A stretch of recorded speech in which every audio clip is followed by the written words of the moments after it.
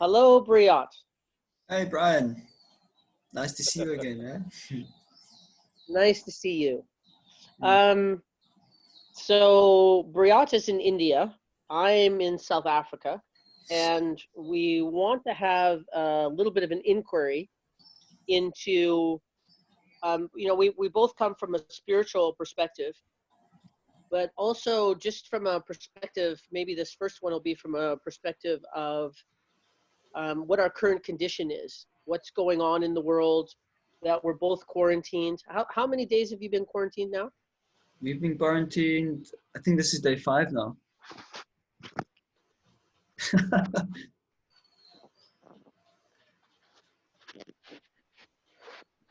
What the hell just happened there?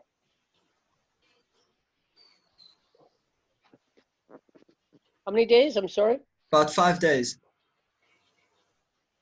Sorry, my cat got a hold of my my device. That was that. 5 days. And so you have your wife and two children? Yeah, 2 kids. One is 14 months old, just started to walk. Other one's 5.5 years. Oh, okay. It's All quite right. So eventful. that sounds like a handful. Yeah,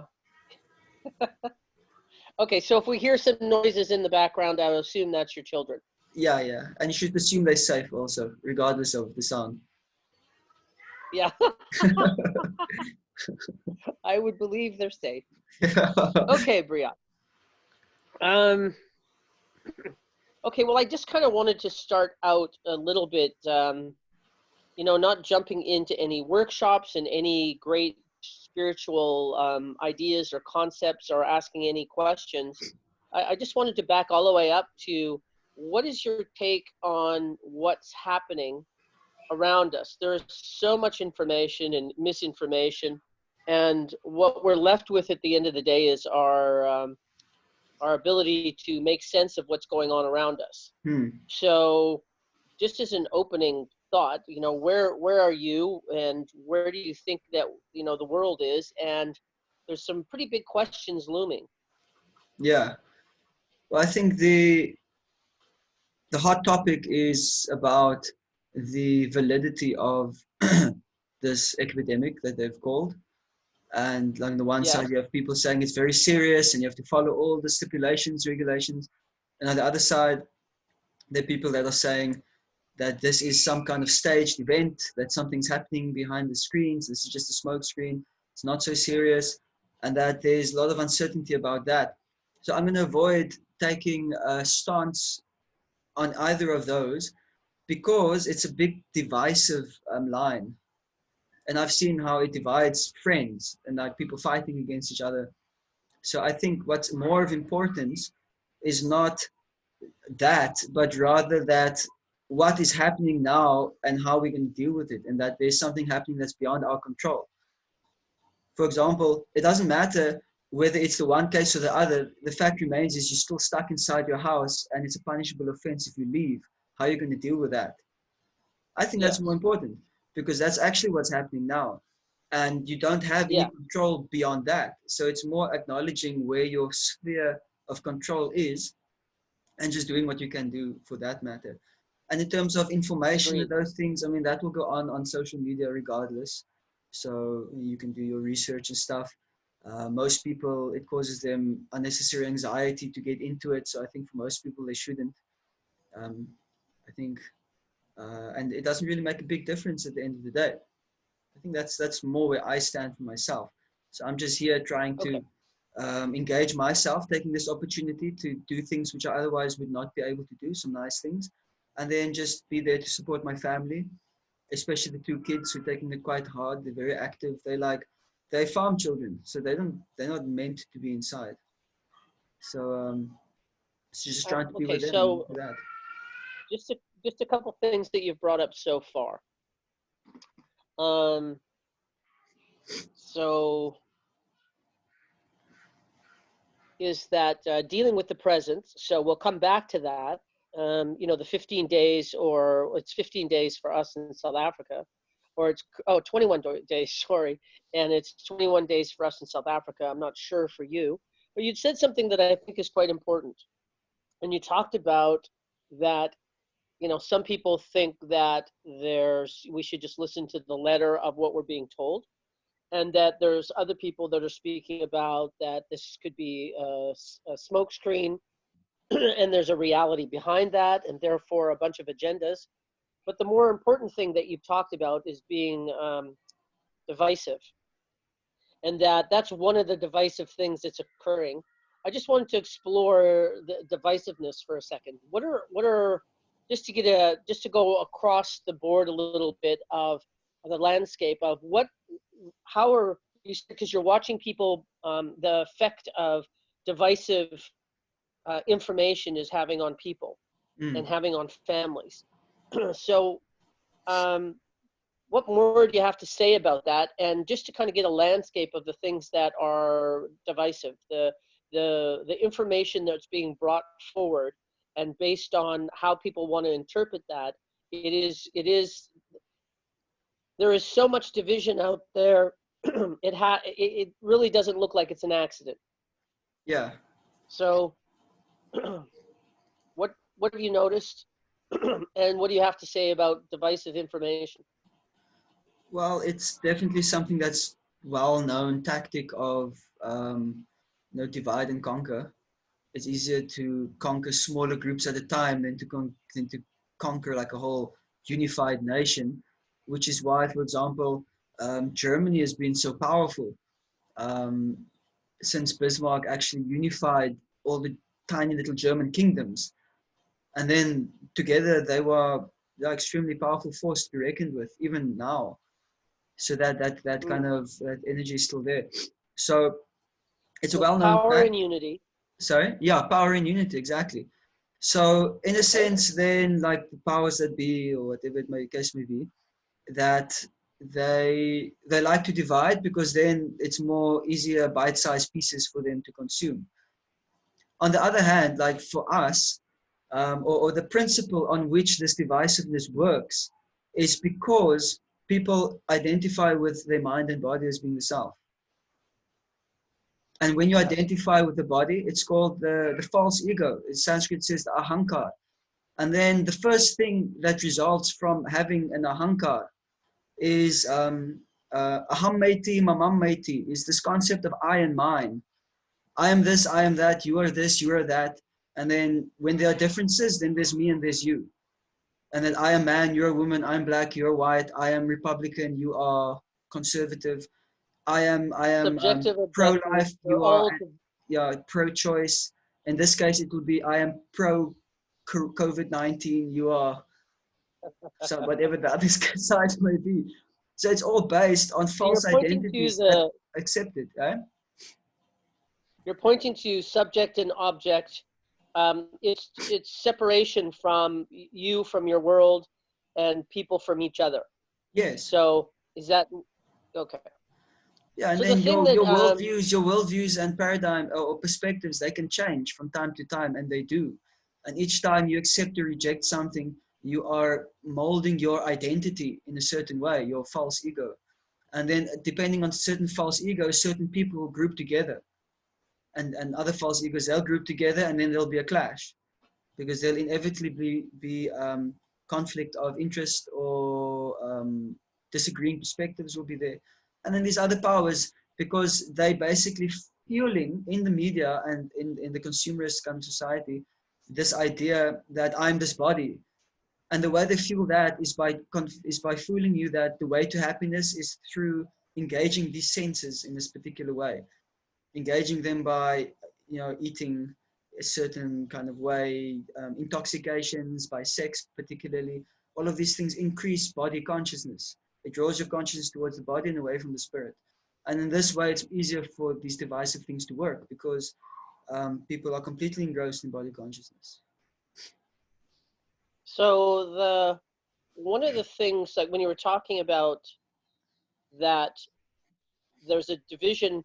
I speak a lot about that. There's not one reality. A lot of people act like there's one reality, and it's just how good of an interpretation of that reality that you have. And I speak about that there's 8.5 billion perceptions of reality. There's the ultimate truth, and then there's what we each see for whatever reasons that we actually see them. Yeah. And being good at, we're going to be forced based on all of the misinformation, false news, agendas, and fear that people are going to glom onto whatever, makes sense to them, whether it's fear-based, whether it's possibility-based, whether there's any agendas and how large those agendas are, regardless of what it is. We're being forced to actually, if we want to make sense of the world, learning a skill of being able to understand one another. What is your perspective? Instead of being reactive to what people are saying, try and understand why they're saying it. And being able, and one of the real interesting human traits is that we look for where we disagree, and then we want to have an argument about that to be able to inform this person on the true and proper reality. And what we don't do is, and where we don't focus and what creates unity is, what can we agree on? Hmm. What do we actually agree upon? And starting there. Ah. So what can we, I assume that you'll be right back. Yeah. Just getting my thing There to you charge. are. Somehow it stopped. Right. So what can we agree upon? Yeah, so regardless of, you were talking about, locus of control, what we can deal with now in the present moment. We'll talk about using our time well. Well, we've got this self-reflective time. We've got a lot of time on our hands, which is probably a little bit much for some people to handle, depending on what level of distraction they have around themselves and how pleased with that they are. Hmm. But before we get there, it's like, what can we agree on? What's, just to have a little inquiry with me, is regardless of what your ultimate views are as a human being, what is it that we can agree on? Well, we can all agree that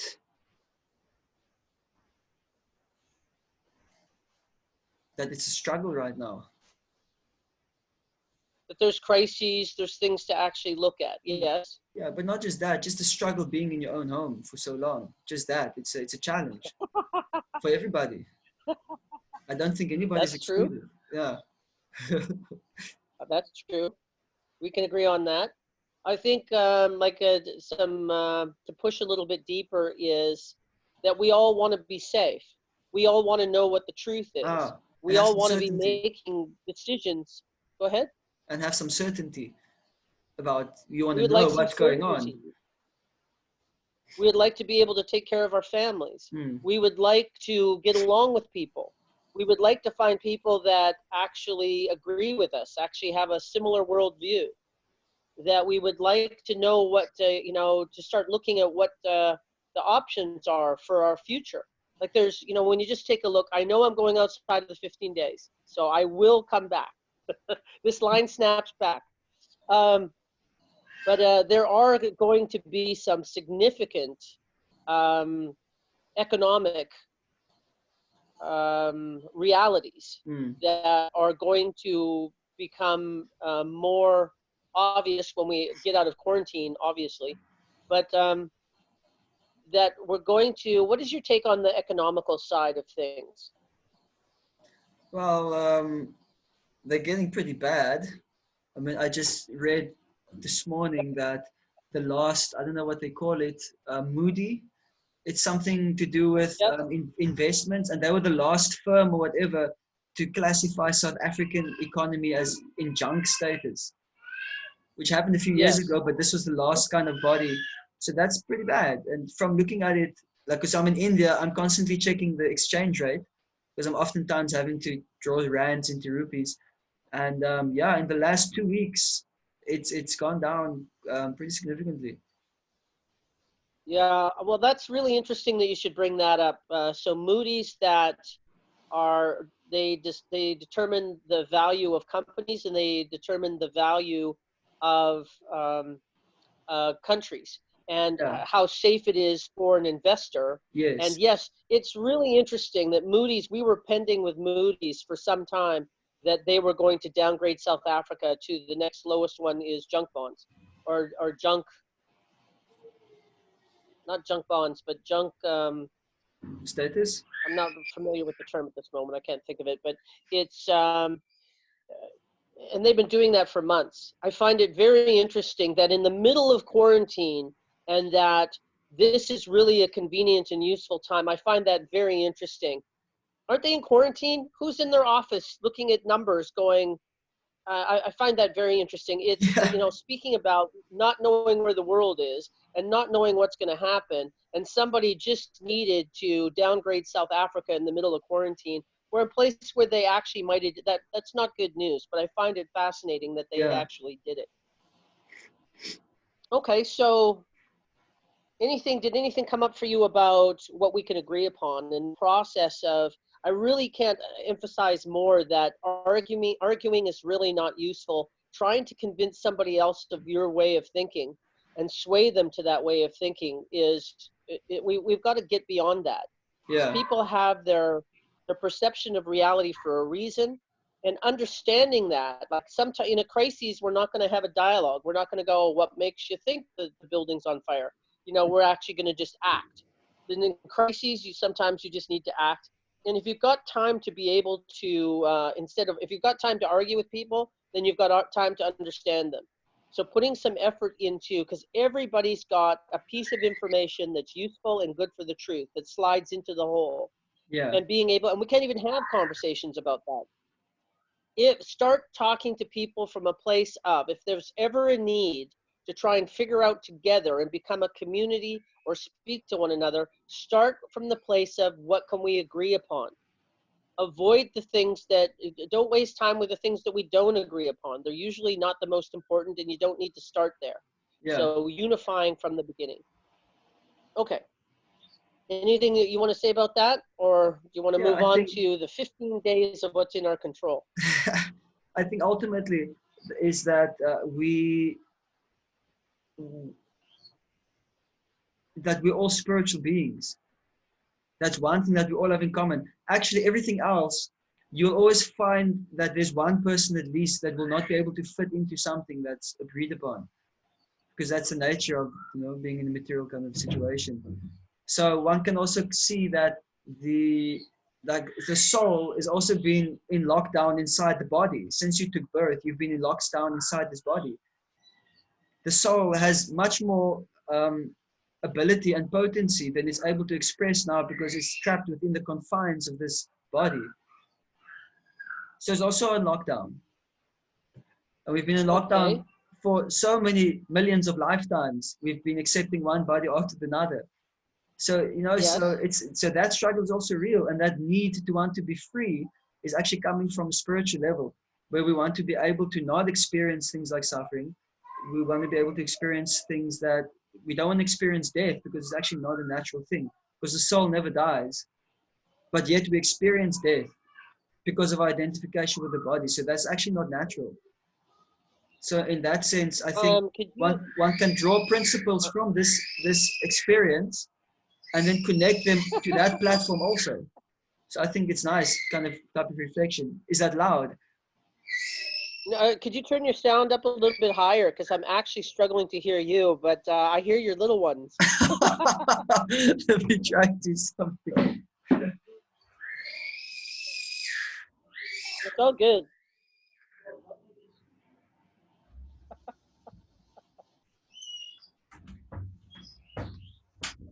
And he's back.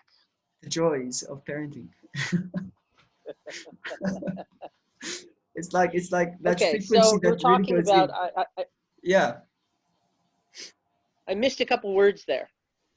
So when you were talking about that being trapped in the body and that we keep accepting these bodies, you know, lifetime after lifetime, um, I missed the point to that. So sorry, could you reiterate? I missed a couple words. Okay. It's that this feeling that we have of wanting to be free is coming because it's the quality and nature of the spirit, of the soul.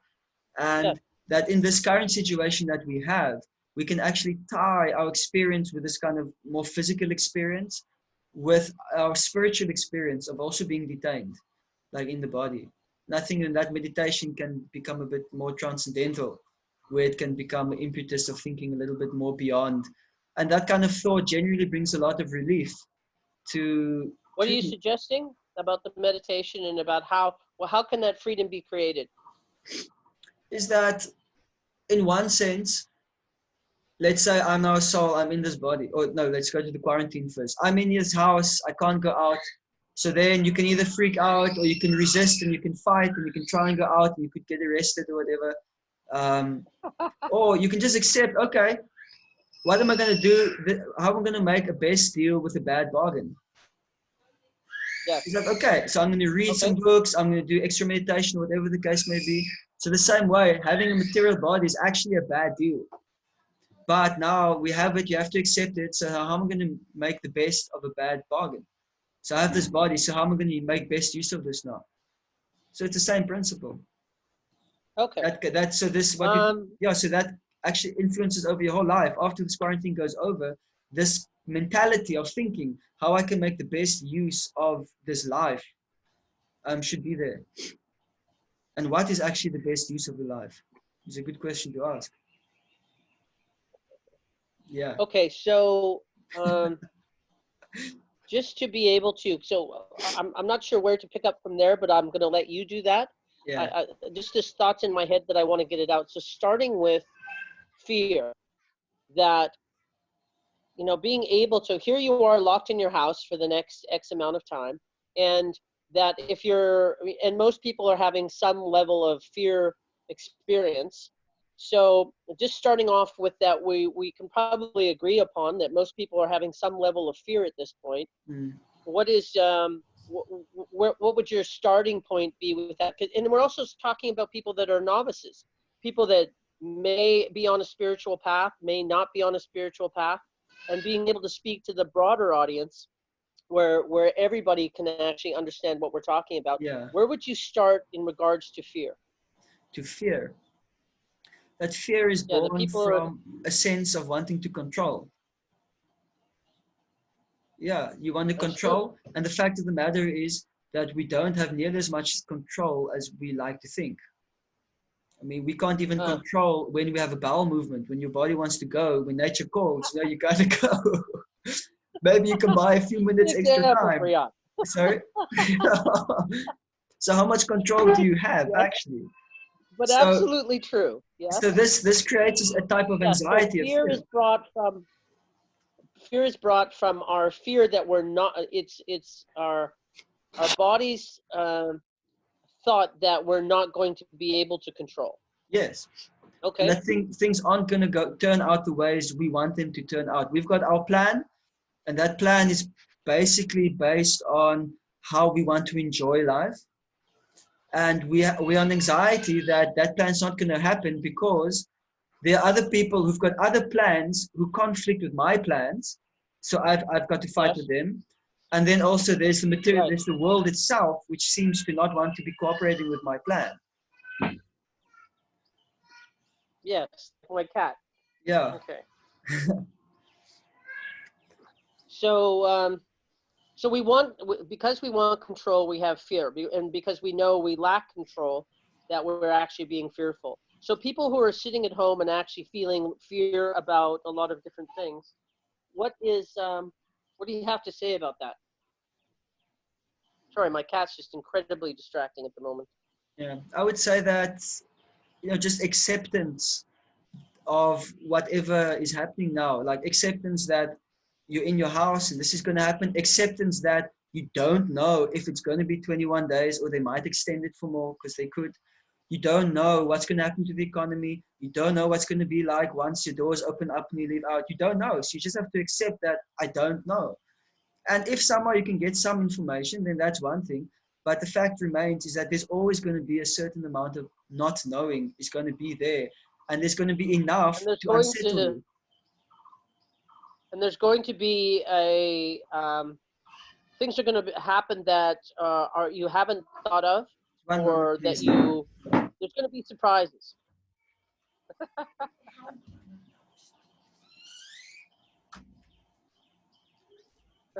Yeah. What was that last thing? So there's going to be surprises. Things, especially now, we're going to be surprised by what actually occurs. We're going to be surprised, with new information. We're going to be surprised about what our neighbor does. We're going to be surprised about the number of days this is. Nobody has. All I know is that there's going to be financial turmoil. The world economy is going to change. The world might, from this day forth, the world may not normalize again anywhere even to what we're used to. And then having to be able to accept that. I accept the fact that the economies are going to change. Somebody was saying that what's occurring can actually be a portal for human beings to be able to create possibility and to be able to change things to the degree that are more aligned with what works for the people. Or this can be a hole, and you can sit in fear and create something that's not going to work for you. So I really think that it matters that you do accept where you are, and you do accept, like it's a practice to be, and a skill to be able to accept what's going on around you, and then now what? Now what do I do? How do we move forward from here? Okay, now you've accepted what's going on. You accept that you don't know. Now you have to do something constructive. Okay. So then what? So you have to ask the question, what is actually constructive? Because, I might even ask the question, what can I do that actually has value? First for me, okay. And then beyond that, for everybody else also. What actually has value? Okay. Intrinsic value, not just subjective. And make that distinction. What is subjective and intrinsic value? Well, subjective value will be that, I don't know, you play a computer game. It has value for you because it takes your mind off of things. You kind of feel some peace. You get some enjoyment. It passes the time. So in that way, it's like, okay, I'm getting it's some value, but it's subjective because it actually it has no intrinsic value. It's actually a waste of time. Excellent example. Yeah, but something like intrinsic value will be, let's say you're an artist. Then you make an art piece which is extremely thought-provoking, but also it has to provoke a certain type of thought which will have value for the people that think it. So that's something more deeper. But like we're doing some podcasts, so we're hoping to like do something that has intrinsic value for people when they listen to it. Yes, good examples. Thank you. That was very clear. Okay, so now that we're in, like now we're talking to people that might not be particularly meditative, spiritual. They might not have any idea of what their inner world is and have very little distinction about their relationship with self and their inner world and their connection to all that is.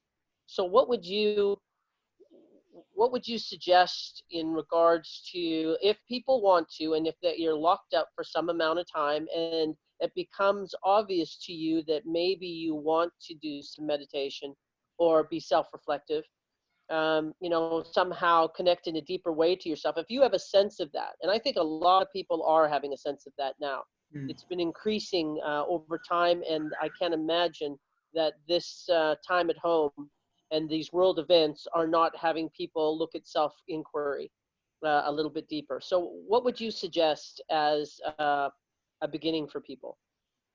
I think a good beginning, in my humble opinion, would be to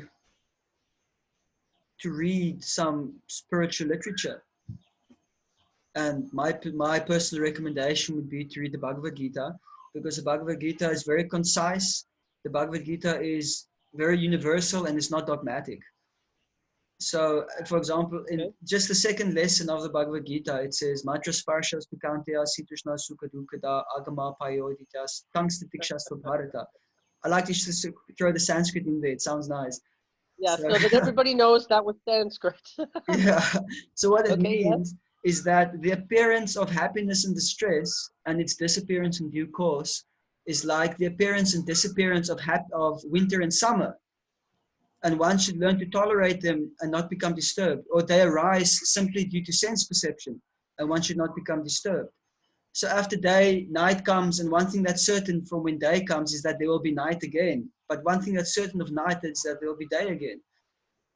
So and that's how this material nature works.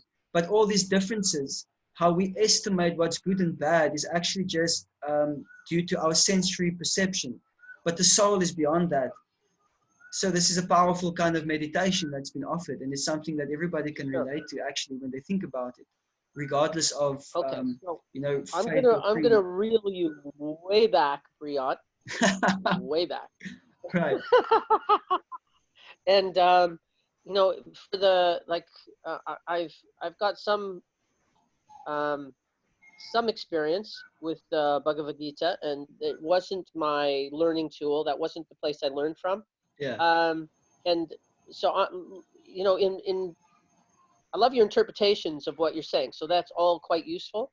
But being able, like, let's go to like really grassroots. I know if this is people's first experience of wanting to be self-reflective, of wanting something deep, they have a sense inside of themselves. There's a little feeling inside of themselves. There's more to life, and there's more to them. But it's just this little feeling inside of them. They have no evidence of it. They don't know, it's just a little light inside of them where they have a sense that there's something deeper and greater about what the world is and what they are. And if that's the place that they are, what would you suggest? Because we got to kind of put them on a little bit of a fast track, A, Yeah. because they have the time, and B, because they probably have the need. Hmm. So what would you suggest in being able to speak to somebody that's turning and looking at themselves for the first time, and they've got, what we know for sure is you're at home for the next X amount of days, at least 2-3 weeks. So what would you suggest people do as a practice or as a starting point, starting today, starting now? I think an excellent start would be to wake up before sunrise. And during that time, Okay. you wake up, you take a bath, and then you just sit and you go into that space. What And you space? allow whatever comes up to come up, and then you pursue whatever you feel will be valuable for you. And then you ask those So you're questions talking about, about, are you talking about being outside as the sun rises? Or are you no, just you can talking about be being up? being in, yeah, just being up, but not outside, because we're not going to say things that we're not supposed to be doing. Well, some people have a yard. Some people have access to Yeah. outside. Not So if you everybody, can, then but some that's all people, the everybody's better. got a balcony. But yeah, that you just wake up before the sunrise, because this time of day, it's the most potent time of day. It's actually called the Brahma Muhurta. It's called the spiritual period of the day. And it's actually a fact that whatever activity you perform during that time of the day will set your tone for the rest of the day. And many Beautiful. great academics and scientists and thinkers, they utilize that period to work on their theses and on whatever work they were doing. Because it's a time everyone can experience when they wake up at that time. And your mind is much more clear, it's much more sharp. If you've rested properly, I mean you went to bed early enough, then you won't feel the pressure of fatigue. And then it's a very, very productive time. So if you're going to now investigate and reflect a bit on yourself, it's a very good time to do that. And then the rest of the day will also be much more enjoyable, much more peaceful. And Okay. I also, yeah, I really love sunrise, and not that I'm up for it often, but during this time where you can sleep where you want to and nap or do whatever the heck that you want to do, it does, any time of the day is available to you if you yeah, want it to be. That there are two magical times of the day, which is sunrise and sunset. And both of them are really quite beautiful. And sunrise is like, there's this really, um, in regards to people's practice and being able to have a spiritual connection, sunrise, because it's so few people are up, there's so little busy thought, yeah, that the day is, there's an unused, really clear experience of that time of day, and it really reminds me of the experience of meditation. So I think that's actually a great place to start. Okay, and yeah. then what would you do? You know what they say, early to bed and early to rise makes one healthy, wealthy, and wise. Okay, Yeah. or a really good quarantiner. And besides, if you want to treat yourself, generally people think, I'm going to treat myself, I'm not working, I'm going to sleep in late. That's actually the worst thing you can do. If you really want to treat yourself, you should go to bed early instead. That's actually more of the Okay. truth. Yeah. And they say that every hour that you sleep before 12 equals 2 hours after 12. Because how your circadian rhythms work, somehow or other, it benefits from sleep more in the pre-midnight hours and afterwards. So if Yeah. you, Well, I'm a bit of a night owl myself, so yeah, you're talking to me. So what I would probably do, doesn't matter how late I stay up. If you don't have to do anything in the daytime, there's nowhere you need to be, you can still stay up for sunrise or get up for sunrise, and if you still need some more sleep, you can work that in. But exactly. ultimately having a system, like, sticking to a routine is probably not a bad idea. Yeah. So that's the next thing that I would say is that like you're building your routine. And generally a good routine would start waking up at the same time. And then the second thing is that you have your meals at the same time also. Okay, so that brings me some questions. What time do you get up in the morning, Briat? I get up, lately I've been a bit ill, so I've been waking up between 4:30 and 5. But generally Oh gosh, I I'm wake so up at, disappointed. it's so late. But So late. usually I wake up Yes, at keep going. 3:30. Okay. And Yeah, what time 3. do you take your meals instead of out of weird um, curiosity? Yeah, my breakfast time is usually, let's see, about 7:30, 8 o'clock in the morning.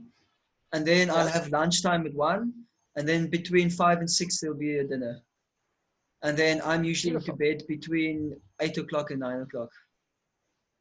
Yes, we spoke yesterday when you were just about to hit the hay. So yeah, Yeah. I was just waking up and you were going to bed. All I mean, right. I wasn't getting out of bed, but I was just becoming my greater conscious self. So just saying. Um, Um, okay, so now that we're talking about a routine, when you get up at 3:30 in the morning, I think you said, what is your routine, from that point? What do you do from there? Well, I wake up and then um, first thing I say is Krishna, Krishna. Just connect to some spiritual sound vibration. That's my first thing to try and Yes. remember. Well, that's my own personal thing. And then I go and do my ablution kind of obligations. Use the bathroom, shower, brush teeth. And then I'll sit down and I'll meditate for 2 hours. And then So I've when got does some, that start? When you start your meditation, when does that start? what is that?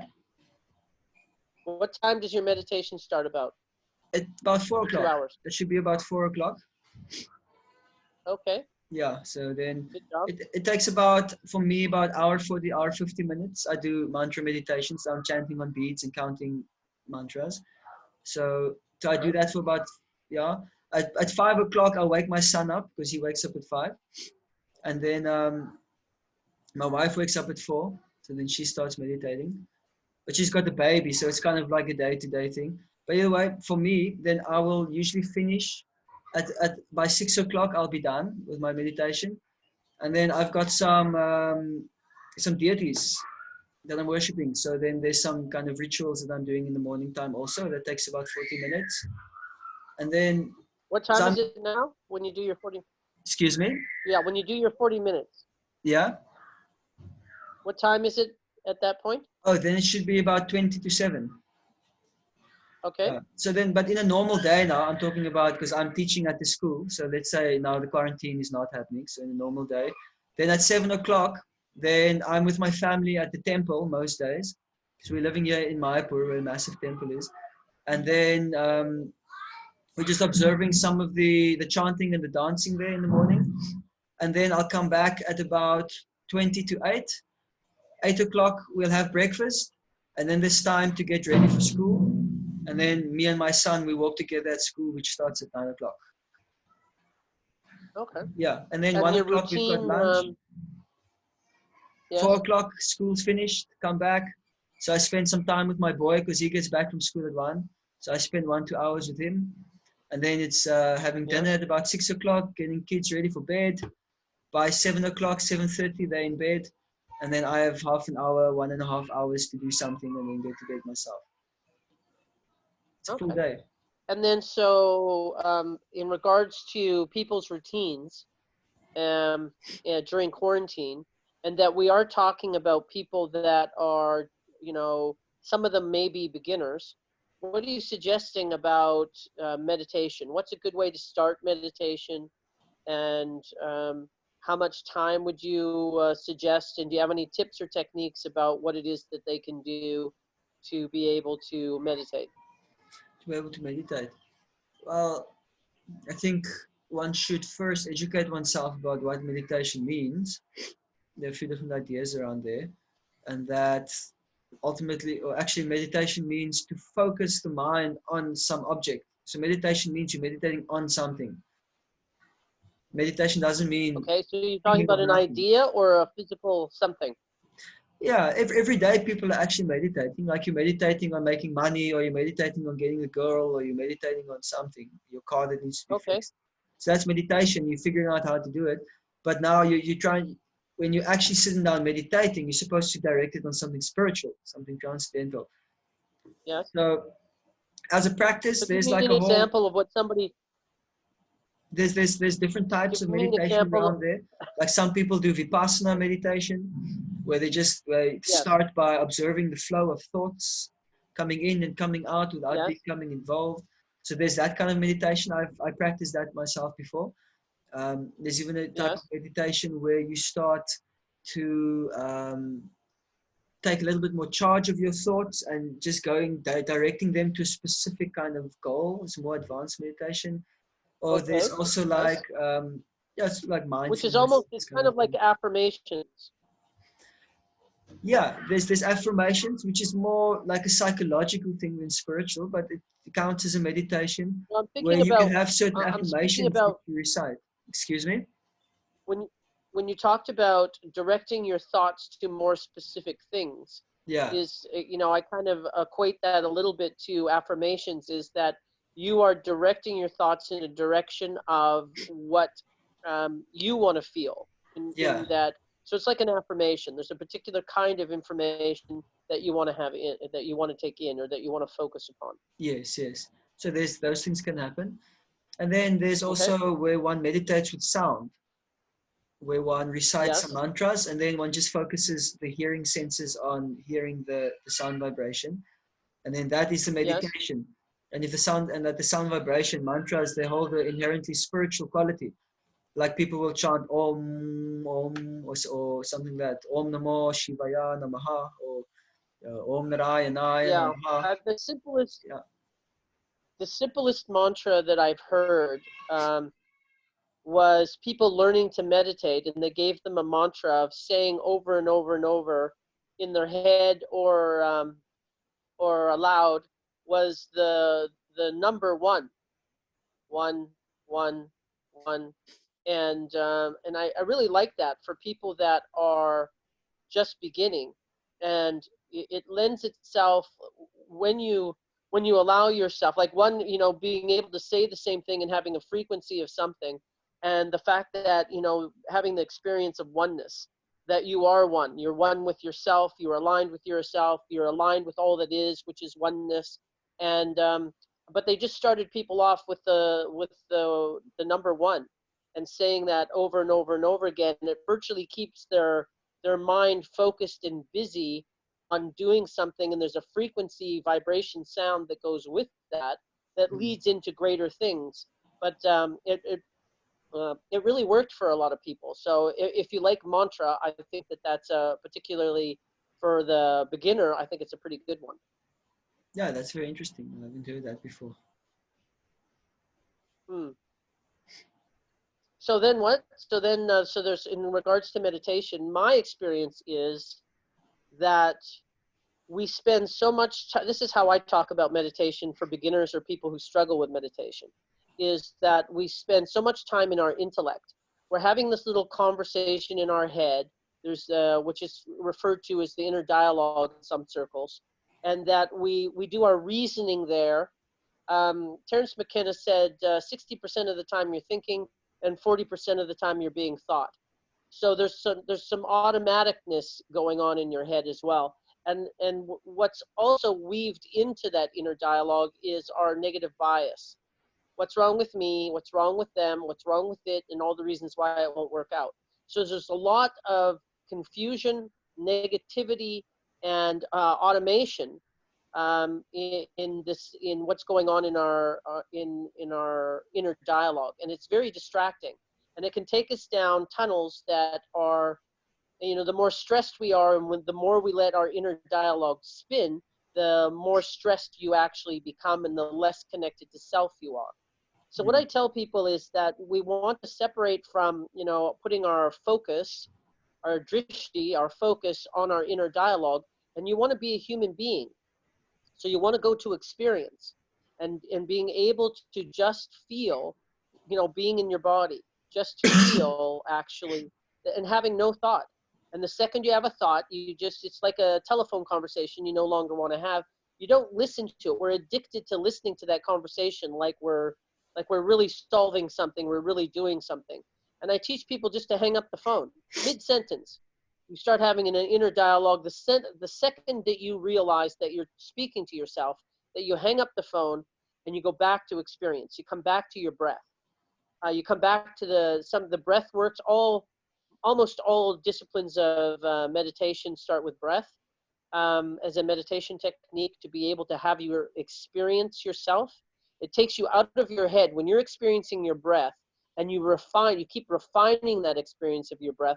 Like you're feeling it deeper and deeper, and I have people feel like every molecule or every particle of their oxygen and pranayama coming into their body, and being able, and the further under that they look, the more connected to the experience they become. So that's the point of being a human thinking and therefore doing, and a human being or a human experiencing is really getting control of your drishti, getting control of your focus.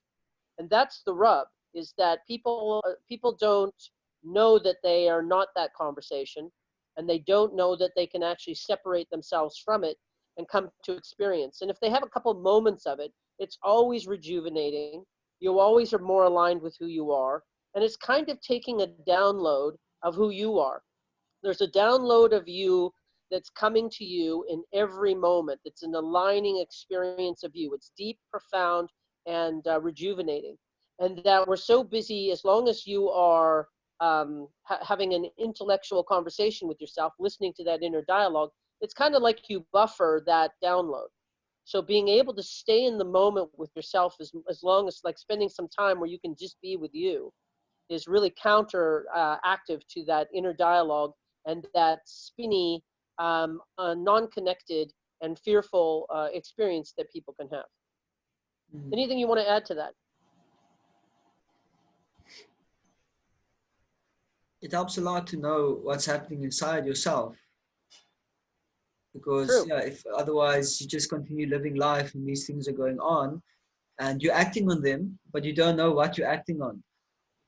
And then oftentimes that causes a lot of problems. Yes. Like when people like react from, I don't know, something like childhood trauma, somebody says something and they think they're saying something else because it's triggered some trauma that they have.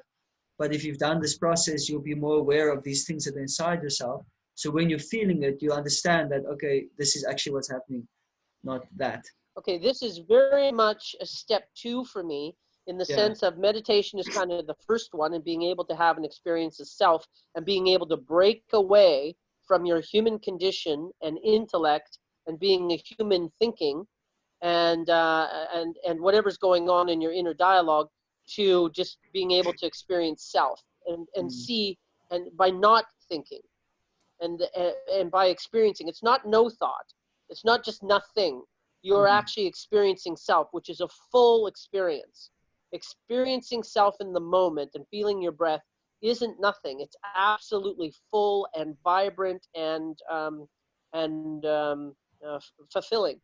So, and then the part 2 of that is what you're starting to allude to now, is being able to look at what's going on inside of you, that where are these impulses coming? There's motivations and drivers in the moment that actually have us choose things. I choose food in this moment. I choose sex in this moment. I choose, we have these desires. Well, I choose to argue. I choose to, all these things that we're reacting, that there's this spontaneous reaction to things. And this is where we start getting into self-reflection. So continue where you were with that, about understanding what's going on inside of you. Yeah, that you accessing, you know, these different parts of yourself. Like there's the hierarchy of at the bottom are the senses, the five senses, and then the mind is the hub of that. And the function of the mind is, in Sanskrit, they say sankalpa vikalpa, is to accept and reject. I like this, I don't like that. I want this, I don't want that. And thinking, feeling, and willing, they functions of the mind, mano.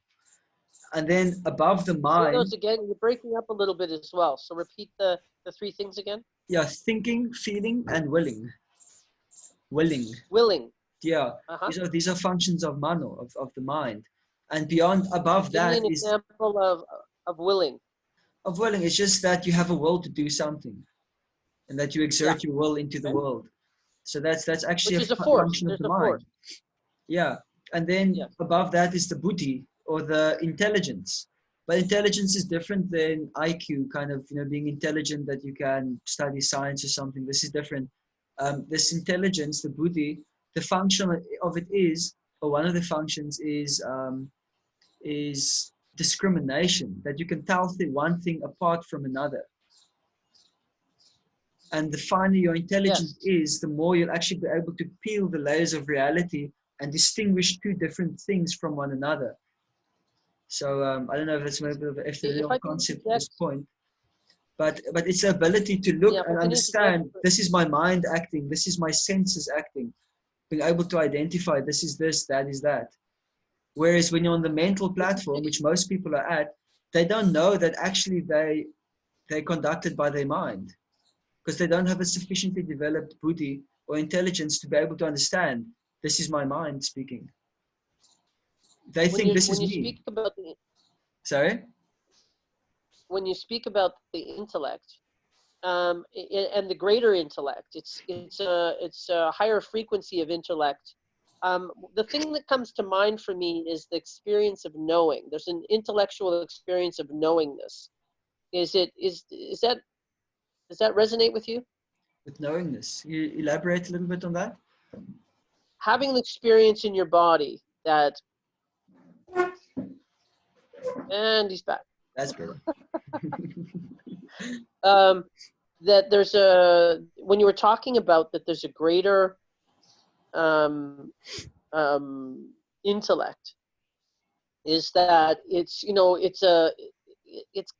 not a regular thinking function.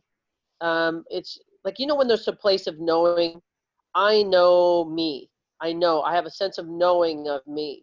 And when I Yeah. feel that connection to self, there's a knowingness in it. When I know where I'm going, there's times where I don't know where I'm going. I'm testing things out. I'm of six minds, but there's another place of knowingness that where I'm using my mind and I'm discerning what's going on around me, but it's coming from a place of knowing, not from a place of I don't like. Does that resonate? Yeah. Yeah, I think that kind of more intuitive sense could come from a bit of a higher faculty than the mind, where Yes. one is able to see certain events and put them together and then understand where the trend is going, but not necessarily that that thought is conscious.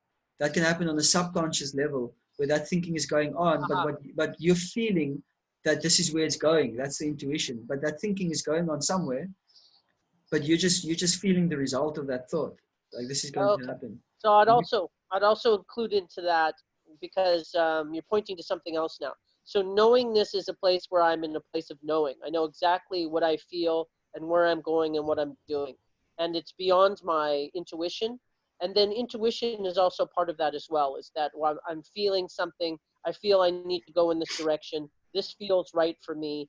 I can still change my mind on that, but following my intellect is a deeper guidance than the I choose this and I don't choose that Hmm. mind function. Okay. Yeah. So then these different Anything levels, else you they're wanted to there. say about? Yeah. Say again.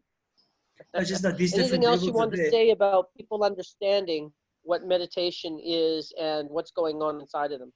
What understanding?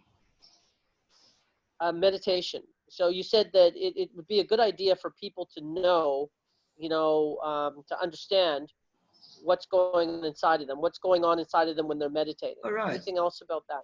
Yeah, one should actually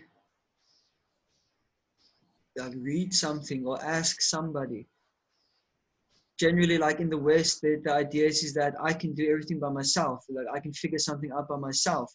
But in the East, especially spending a lot of time here, like the way the ancients were thinking about it was they were not so proud, thinking that I am so powerful and smart.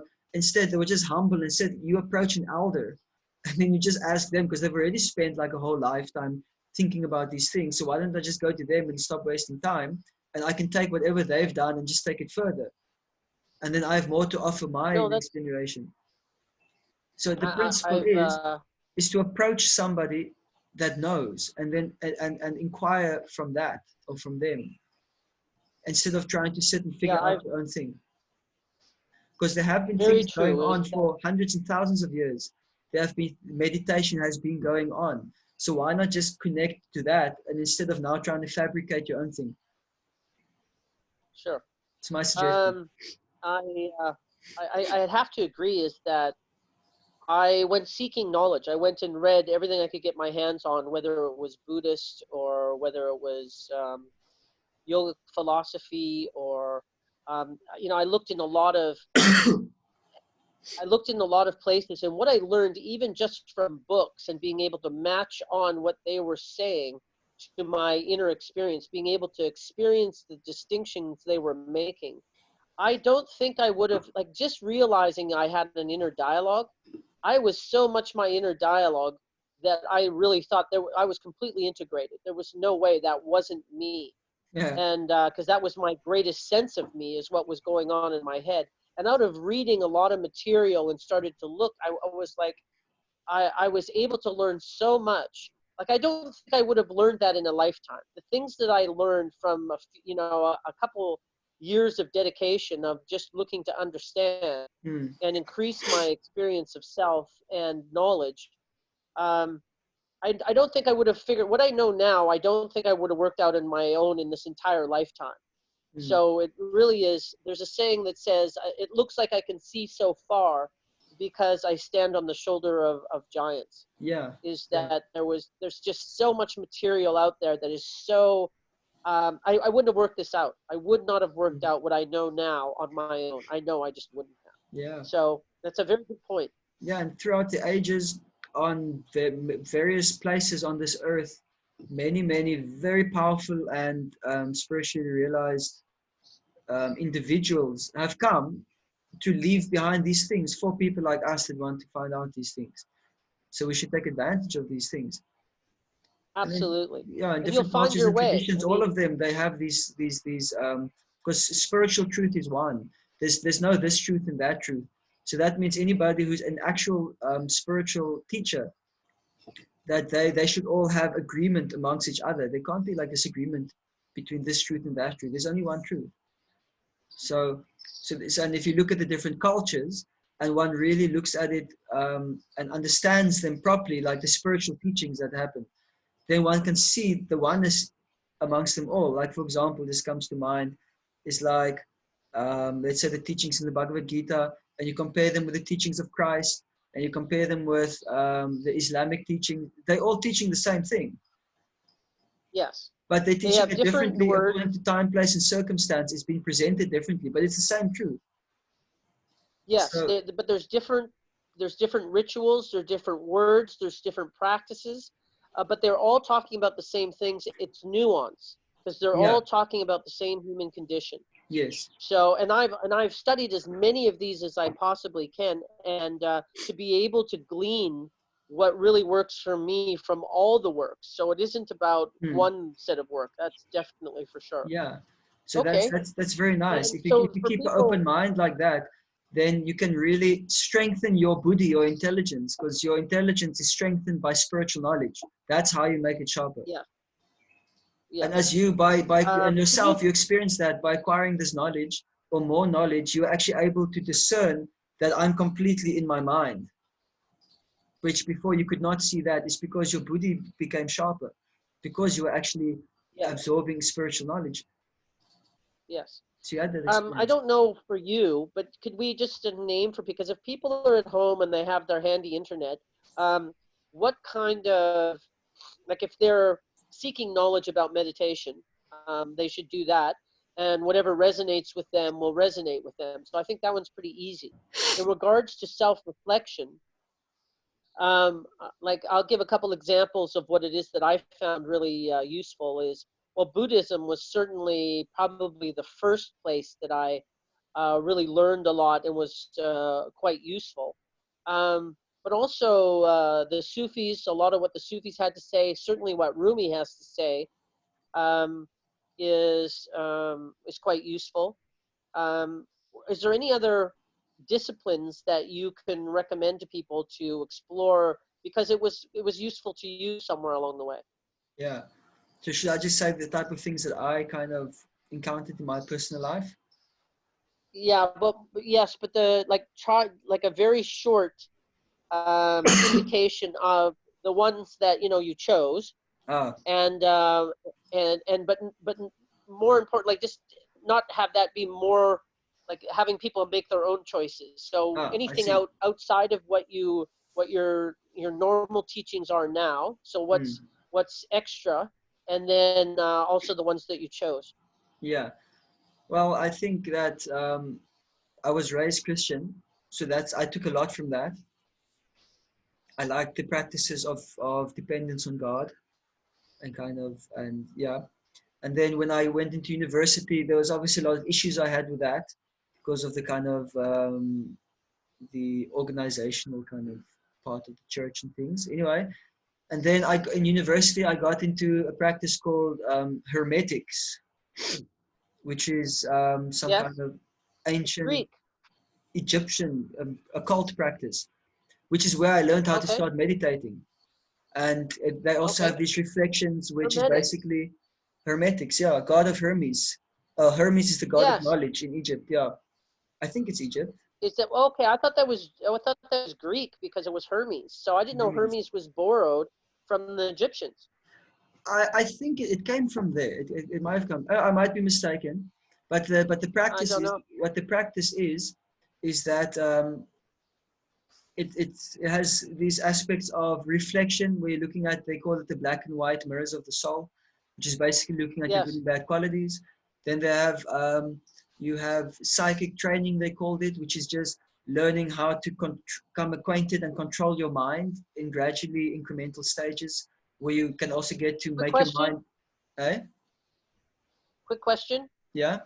Um, is in being. What do you mean by control your mind?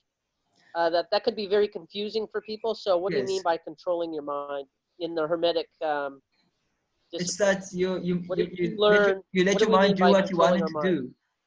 You tell your mind, keep quiet, and it keeps quiet. It's not like a child that doesn't obey. Yes. Great example. Great You know, it's like, example. don't think of a pink elephant, and then a pink elephant pops up in your mind.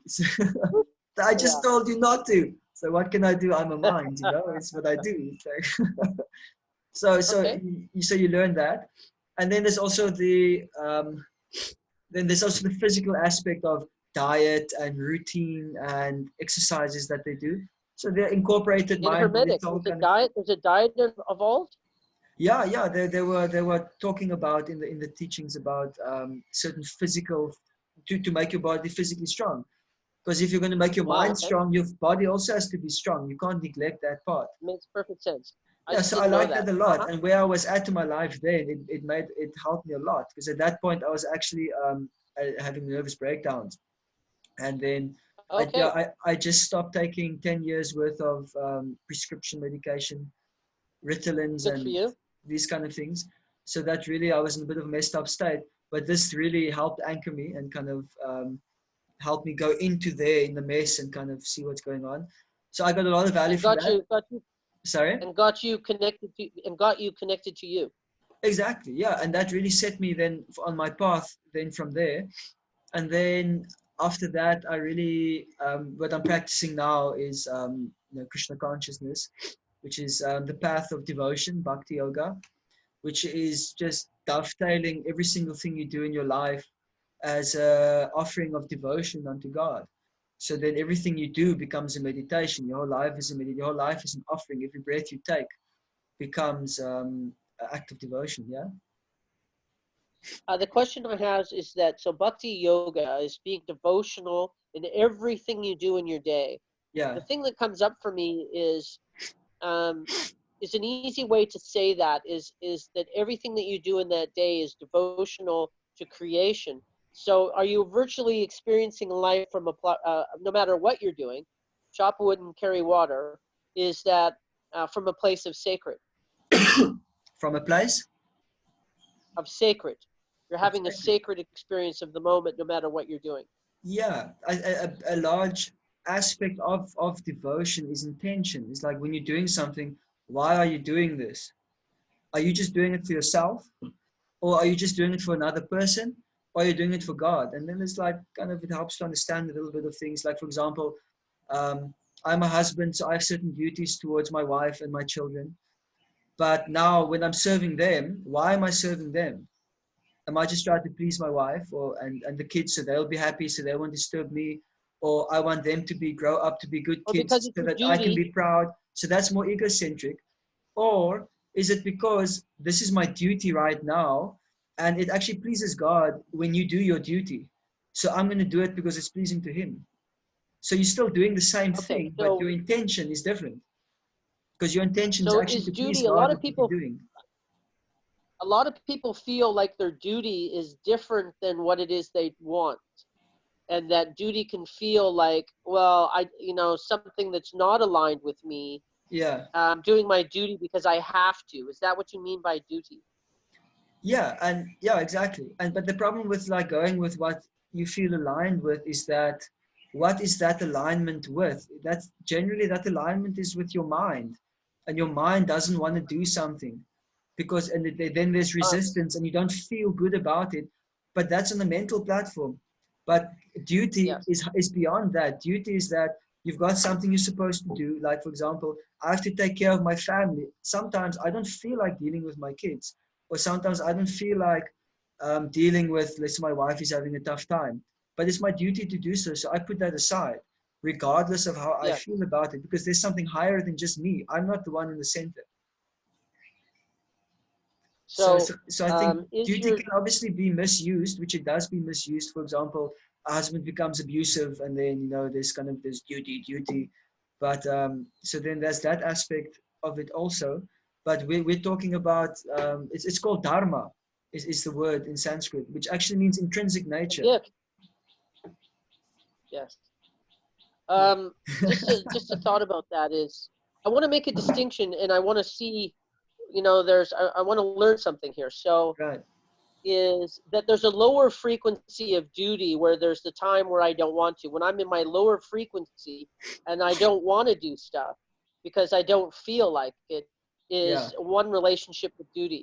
And then there's a higher frequency relationship with duty where I'm completely aligned with where I am, and that I'm one with my duty, and it's something that is fulfilling and more aligning with me if I fulfill my duty.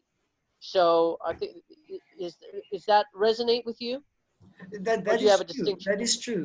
When you actually do your duty, whether you felt like doing it or not, when you do it, there's always a sense of satisfaction which you attain from that, which is higher, which is beyond just And like an a alignment. sensual kind of enjoyment, because it's the nature of Dharma is that it protects the one who follows it, that you're actually protected Excellent. by, yeah,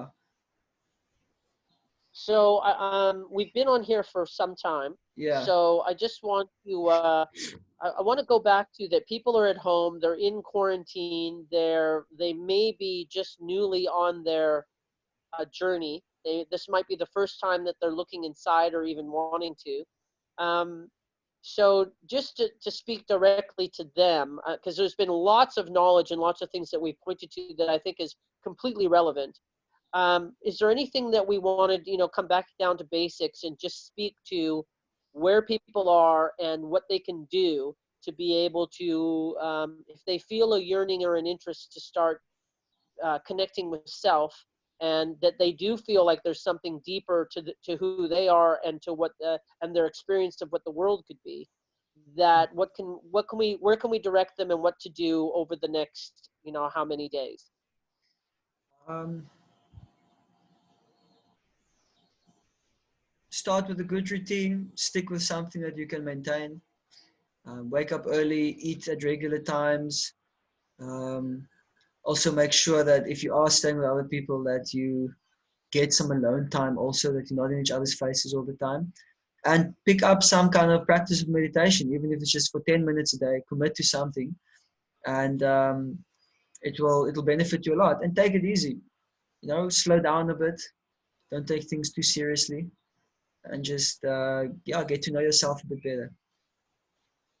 The best thing that we can do for the world, I think, is be calm and connected and accepting, and not getting all kind of wound up in all the, even though, maybe the situation is, there are unknowns, significant unknowns, that that there is seeming crisis and upset, but it's never really being all kind of ungrounded, and thinking really fast and thinking that we need to make the right decision and everybody needs to agree with me right now is never been useful. It's never Mm. been the greater good.